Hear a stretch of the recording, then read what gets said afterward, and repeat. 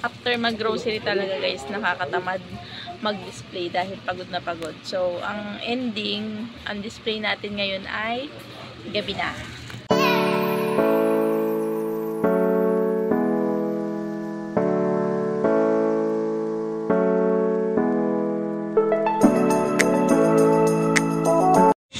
So, sa video na to guys, bago ako namili, before yan, itong video na to, before ng aking pag-grocery ay nagligpit nga muna ako ng aming tindahan at nagsalansa ng mga sigarilyo dahil dumating nga yung ahente namin. Every Friday na nga pala yung ahente namin ng sigarilyo dito.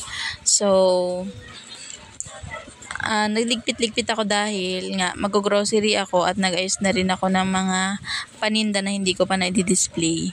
So, habang nagliligpit nga ako ay naglilista ako ng mga kulang-kulang na paninda dahil nga sobrang kulang-kulang na talaga yung paninda namin at halos kada may bibili puro na lang wala. So sa mga oras na to ay kailangan magsipag tayo at bawal tayong tamarin dahil nga hindi na kompleto yung paninda. So, syempre, kailangan nating sipagan para kahit papano meron tayong maibenta sa ating tindahan. So, eto na nga nakarating na kami nito. After nga namin mag-grocery kanina ay nakaidlip ako ng konti dahil inantok ako.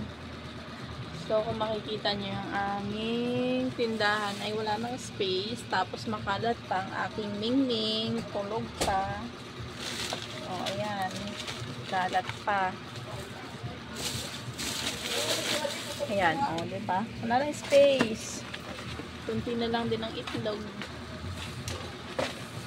Ito yung nag-grocery kami kanina. So, 1, 2, 3. Bali, 7 karton to, 5 yun nandito at meron pa kaming nasa labas. So, ito pa nga yung chichirya na aking grocery. Sobrang after mag-grocery talaga guys, nakakatamad mag-display dahil pagod na pagod. So, ang ending, ang display natin ngayon ay gabi na. At ngayon ay ako magliligpit muna dahil yung tube ice namin ay parating mamaya-maya at kumuha na. Yan, yung tube ice na ilalagay dito sa cooler namin. So guys, sa totoo lang nakakapagod talagang mag-grocery. Masarap mamili, sa totoo lang. Masarap naman talagang mamili. Pero pagdating mo sa bahay after mong mag-grocery, yun yung, as in, parang nakakapagod na siyang, titingnan mo palang pagod ka na. Pero kailangan natin kumilos, bawal ang tatamad-tamad dahil marami tayong bayarin. So, yun lang guys. Update ko kayo mamaya sa aking next video. So, alam nyo guys, bilang isang sari-sari store owner, ang masasabi ko lang talaga, kapag may sarili kang negosyo, hindi ka pwedeng tamarin. Pwedeng magpahinga, pero hindi mo pwedeng hinto, lalo na kung yung negosyo mo ito yung bread and butter ninyo sa inyong pamilya. Kahit na tamad na yung katawan mong kumilos, kailangan mo pa rin kumilos at gumalaw dahil kung hindi, walang mangyayari sa negosyong sinimulan at pinundar mo.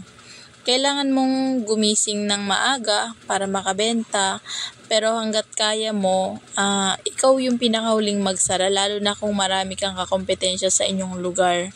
Akala kasi ng iba, porke may negosyo ka, marami ka ng pera. Yun lang yung kadalasan nilang nakikita sa'yo kapag isa kang sari-sari store owner. Pero hindi nila nakikita kung paano ka nahihirapan, napapagod at napupuyat sa pagtitinda. Simula sa pamimili, paglalagay ng presyo habang nagdi-display ng mga panindang pinamili mo, pagliligpit ng mga plastic at karton na pinaglagyan ng paninda, at mas lalong hindi nila alam kung gaano kaliit ang tubo sa bawat item sa sari-sari store. Sa bawat piso o dos na tubo na kung minsan matatapat ka pa sa customer na buraot, kahit alam naman nila talaga yung presyo na bibilhin nila, hindi sila magdala ng pasobrang pambili nila. Diyan na yun nagsisimula yung pwede bang balik ko na lang yung ganito, yung ganyan. Syempre, 'Di ba? Hindi nila alam yung tubo kung gaano kaliit. Kung minsan ibabayad sa'yo, kulang pa sa puhunan. Hindi nila nakikita yung pagod mo sa paghahakot ng groceries, sa pagbubuhat ng mga soft drinks, at mas lalong pagbubuhat ng mga alak. Syempre, 'di ba? Minsan yung pagod mo pa sa pagbubuhat ng sako-sakong tube ice, hindi nila nakikita. At syempre guys, ang pinakamahirap talaga sa amin, yung pwesto na inuupahan namin ay napakaliit at napakasikip pa. Napilit talaga namin pinagkakasya yung mga gamit namin at patinda namin sa aming inuupahan. Kaya alam nyo guys, saludo ako dun sa mga nangungupahan na kahit maliit yung pwesto, nagtsatsaga pa rin, nagsisipag para kahit papano kumita sila at makapag-ipon. Syempre, deserve naman natin na makapagtabi-tabi tayo ng para sa sarili natin, 'di ba? At take note guys ha, akala ng iba porke may negosyo ka or isa kang sari-sari store owner hindi ka nangangamote pagdating sa bayaran. Ang hindi nila alam, sa dami ng binabayaran mo, kung magkano na lang yung matitira dun sa perang nakatabi mo, yun na lang yung maisisave mo. So, 'di ba? Akala nila siguro tayong mga sari-sari store owner ay walang binabayaran. Unang-una, syempre, lalo na kami, sa katulad namin yung renta pa lang. Renta, syempre yung tubig mo, yung kuryente.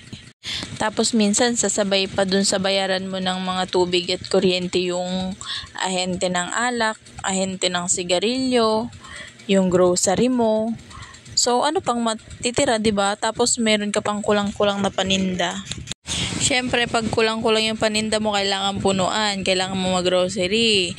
Tapos, kasama pa sa bill na binabayaran ko yung SSS namin. Syempre, kailangan naming hulugan yun, 'di ba? Hangga't meron kang pagkakitaan, paglanan mo na syempre yung magiging benefits mo pagdating ng araw.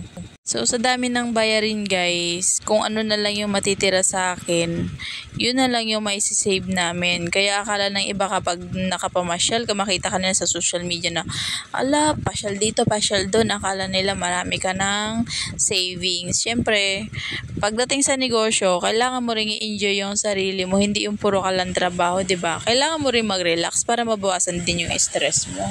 So, yun guys. At eto na nga, ang dami ko pang trabaho.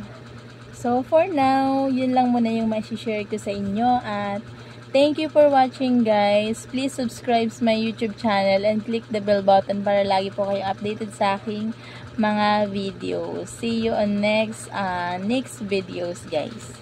Bye!